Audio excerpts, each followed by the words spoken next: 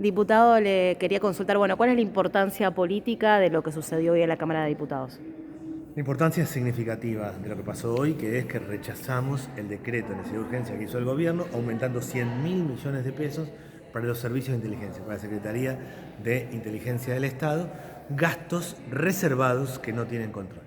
En un contexto donde está cayendo los gastos fuertemente del Estado en educación, en salud, en las cuestiones de medicamentos, en los servicios básicos, el gobierno hizo algo contra todo eso y contra su lógica de achique, que es aumentar 100.000 millones de pesos para servicios de inteligencia, sin ningún tipo de control.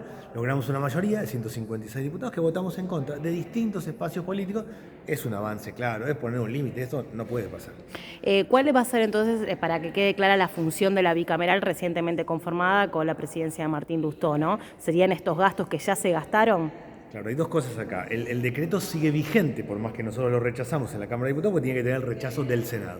Todo indica que va a tener el rechazo del Senado, porque los mismos bloques que votamos acá están en el Senado. La comisión bicameral que hace el seguimiento, lo que va a hacer es el seguimiento de los gastos. Hoy sigue vigente el decreto, por más que lo hayamos rechazado en diputados, porque falta el Senado.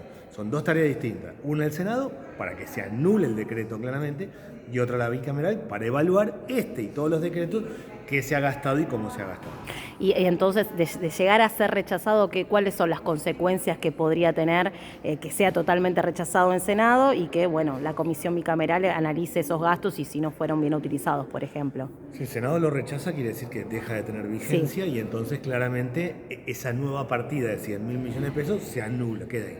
Lo que se utilizó, como el decreto tiene vigencia desde el momento que arranca, lo que se utilizó hasta ese momento sí claramente lo utilizó el gobierno y era legal porque el decreto tiene vigencia ahí.